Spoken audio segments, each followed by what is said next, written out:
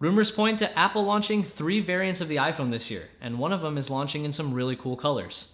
Fans of Microsoft's unannounced Surface phone are now signing a petition in order to make sure that a device that hasn't been officially announced doesn't get canceled pre-production.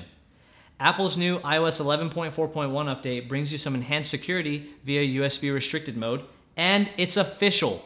The Galaxy Note 9's invitations for its Unpacked event have officially been sent out, and the invitation has some interesting details that we need to talk about. What's going on, guys? This is Aryan. You guys seem to like the last Tech Talk video, so we're back working on a second one. Let's get to it. So there's a popular analyst out there, and I really hope I don't butcher his name, but he goes by Ming-Chi Kuo, and he's released some information stating that there will be 3 variants of the iPhone this year. We're going to have a 6.5-inch OLED, a refreshed 5.8-inch OLED of the current iPhone X, and apparently a middle ground phone, 6.1 inches, that's going to be LCD. Now that particular model is apparently going to come in some really cool colors, and according to Kuo's report, these colors could come in gold, gray, white, blue, red, and orange, alongside the standard iPhone colors that typically launch. Now, I don't know about you guys, but I've personally felt like, hey, Apple's line could use some more color that isn't necessarily product red, so I'm really excited at the fact of potentially having a blue iPhone X. The only downside is you're going to have to pick the model that has an LCD screen versus OLED, and we're not really sure what other compromises may be made in order to keep the price of that model particularly low. But if you like a budget iPhone X and you like colors, that one is the one for you. So this one might get a little lengthy, so just try your best to stick with me here. Apparently, Microsoft was working on a new type of phone based off the Surface line, codenamed Andromeda. Now, this was a dual screen computing device that could apparently go into 5 different modes thanks to a 360-degree hinge, and it apparently ran Windows 10. Now, a lot of Windows fans got really excited about this phone supposedly launching. Keep in mind that Microsoft never formally announced this phone or that they were even working on it. There were just leaks and rumors that popped up, and a lot of people got excited. Well, now leaks and rumors are pointing towards Microsoft canceling production of that phone before it even reached its final stages. So, a lot of Windows fans and Surface fans have now taken to the internet and are on change.org signing petitions in order to keep this phone in stages of being produced. Now, from my understanding, and you guys will probably get it too, the cost of this phone sounds like it's going to be relatively high. The Surface line itself is relatively expensive.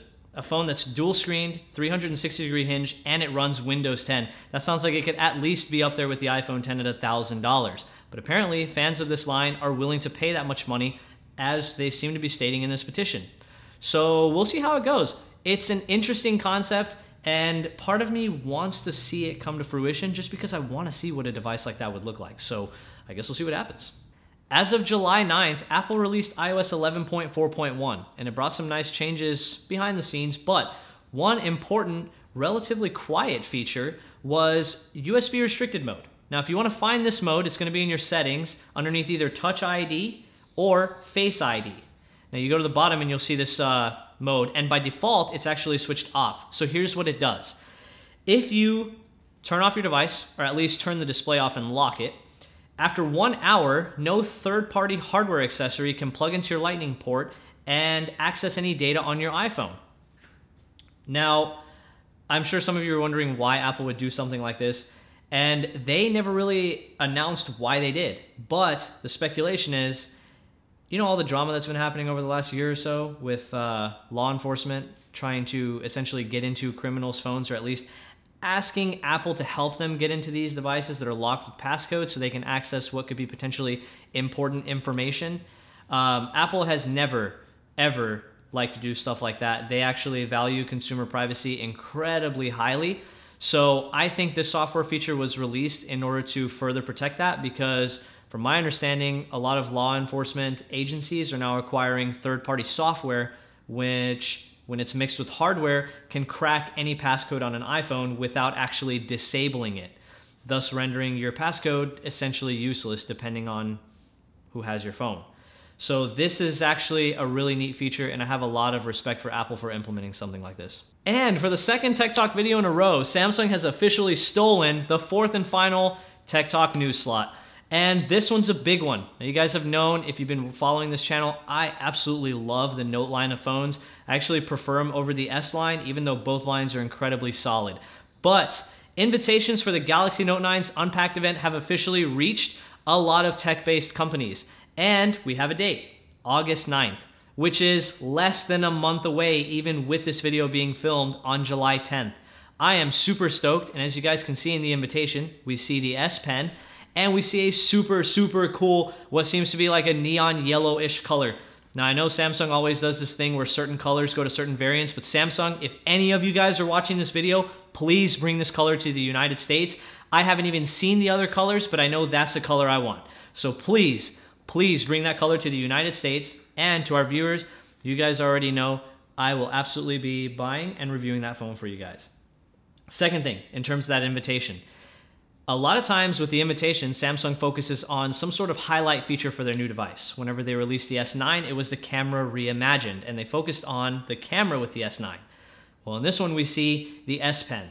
And I think the reason being is because there are a lot of rumors going around that this year, the S Pen is going to have its own Bluetooth ability, which could open up a lot of doors on how to control your Galaxy Note with the S Pen actually out of it, or even a distance away from it. Now, I don't know about you guys, but I don't see myself in a lot of situations where I have my pen, but I don't have my Note, especially if it's a large distance where a Bluetooth device could create some sort of functionality for it. Nonetheless, I'm sure Samsung has some sort of super neat feature up their sleeve, and I cannot wait for the Unpacked event. All right, guys, that just about does it for our second Tech Talk video. I hope you guys enjoyed it. Let me know which article you guys liked in the comment section down below. We will link all these articles in the description so you guys can check them out for yourselves and let me know what you guys think. As always, thank you so much for watching, and I will catch you guys in the next one. Peace.